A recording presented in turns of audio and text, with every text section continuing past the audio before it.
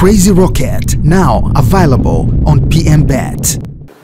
Wachezaji kama wachezaji tunaendelea vizuri kama alivyotoka kusema mwalimu. Hakuna mchezaji ambaye ana injury zaidi ya Mzamiru, na wachezaji wote wana morali ya mchezo wetu wa kesho. Simba haimwangalii mtu. Simba haimwangalii mtu, inaangalia mechi zake. Kwa hiyo sisi tunaangalia mechi zetu, na alhamdulillah Simba wana kikosi kikubwa ambao kila mchezaji ambao wanaweza kumweka anacheza vizuri. Kwa hiyo watu wamejiandaa kwa ajili ya kila mechi, kwa sababu kila kitu ambacho tunakipigania tunakihitaji kukileta Msimbazi. Kwa hiyo mechi ngumu, sio viporo tu. Mechi tangia tunaanza kucheza ya ligi ni ngumu. Kwa hiyo mechi yetu ya ndani ni ngumu. Always inakuwa hivyo.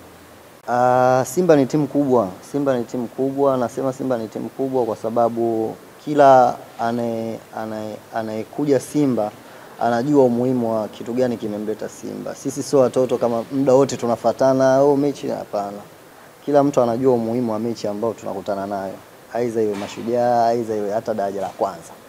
Kila mtu anajua umuhimu wa mechi ambao anaenda kucheza.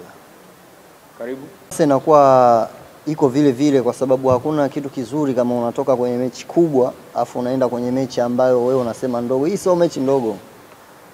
Kama unakumbuka Mashujaa sisi tumeshinda katika dakika za nyongeza tena goli moja. Kwa hiyo hatujaichukulia kiurahisi hivyo. Yaani ni mechi kubwa sana kwa sababu labda Mashujaa yako kwenye nafasi tu ambayo iko ya chini, lakini ni timu nzuri, ina wachezaji wazuri, ina mwalimu mzuri. Kwa hiyo hatuwezi kuichukulia kuwa tunaenda nyumbani kitu cha rahisi. Hapana, hamna kitu cha rahisi. Mashujaa mechi ya kesho itakuwa ni ngumu, na kila mchezaji focus yake ni kushinda katika mchezo wetu wa kesho. Kwa sababu siwezi kucheza peke yangu, lakini ninachoahidi wana Simba waje washuhudie timu yao, kwa sababu wachezaji wana morali na tunatamani kabisa yani kurejesha heshima ya timu ya Simba. Deni tunalo kama alivyotoka kuongea mwalimu. Tumeshangilia dakika 90 zilivyoisha mechi ya kule, lakini baada ya kurudi katika maeneo yetu ya kazi, ile furaha sisi wachezaji kama wachezaji haipo tena.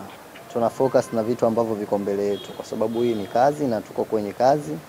Kwa hatuja relax wala hatuna furaha ya kupitiliza. Mashabiki wao kazi yao ni kutaka kile kitu kizuri. Kwa kama hichi tumeanza kuwaletea kizuri, tunahitaji kuwaletea vizuri zaidi ya hivi.